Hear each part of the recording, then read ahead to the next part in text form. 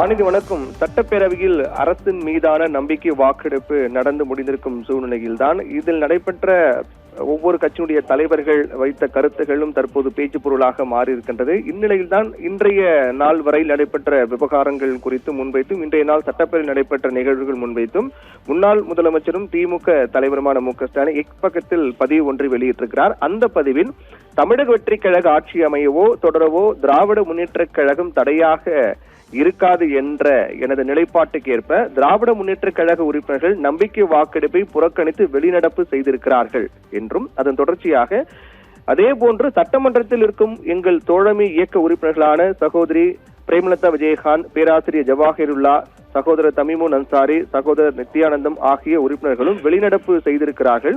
அவர்களுக்கு எனது நன்றியை தெரிவித்துக் கொள்கின்றேன் என்று முன்னாள் முதலமைச்சரும் திமுக தலைவருமான மு.க. ஸ்டாலின் பதிவிட்டிருக்கிறார். அதன் தொடர்ச்சியாக அதேபோல இந்திய கம்யூனிஸ்ட் கட்சி, மார்க்சிஸ்ட் கம்யூனிஸ்ட் கட்சி, இந்திய யூனியன் முஸ்லீம் லீக், விடுதலை சிறுத்தைகள் கட்சி ஆகிய தோழமை கட்சிகள் தமிழ்நாட்டில் குடியரசுத் தலைவர் ஆட்சி வந்துவிடக் கூடாது என்ற எண்ணத்தின் அடிப்படையில் நம்பிக்கை வாக்கெடுப்பில் அரசுக்கு ஆதரவாக வாக்களித்துள்ளனர்.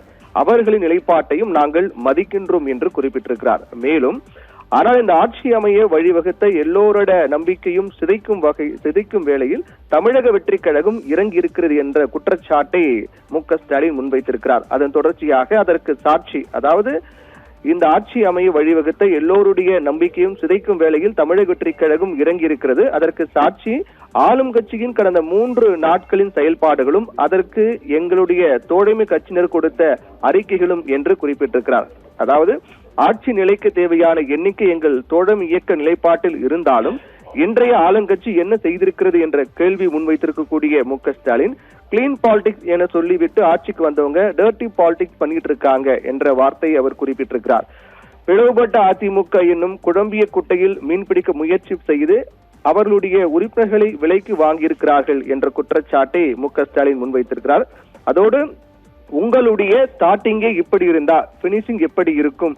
இது தூய சக்தியா இல்ல அடுத்த கட்சி எம்எல்ஏக்களை தூக்குற சக்தியா என தமிழக வெற்றி கழகத்துக்கு வாக்களிக்க மக்களே வருந்தி பேசும் நிலை உருவாகி இருக்கின்றது என்ற வார்த்தையை முன்னாள் முதலமைச்சரும் திமுக தலைவரும் மு.க. ஸ்டாலின் இந்த பதிவில் தெரிவித்திருக்கிறார். அதைத் தொடர்ந்து மாண்புமிகு முதல்வர் அவர்களே, உங்களுடைய செயல்பாடுகளை மக்கள் தொடர்ந்து பார்த்து கொண்டிருக்கிறார்கள். அடுத்து பிளவுபட்ட அதிமுக உறுப்பினர்களுக்கு நீங்க என்ன ரிட்டர்ன் கிஃப்ட் கொடுக்க போறீங்க என்பதையும் மக்கள் பார்க்கத்தான் போகிறார்கள் என்றும் குறிப்பிட்டிருக்கிறார். மேலும் எங்களை பொறுத்தவரை திராவிட முன்னேற்ற கழகம் தொடர்ந்து தன்னுடைய கொள்கையில் உறுதியாக இருந்து ஆக்கப்பூர்வமான எதிர்க்கட்சியாக செயல்படும் என்று முன்னாள் முதலமைச்சரும் திமுக தலைவருமான மு.க. ஸ்டாலின் அந்த பதிவில் தெரிவித்திருக்கிறார்.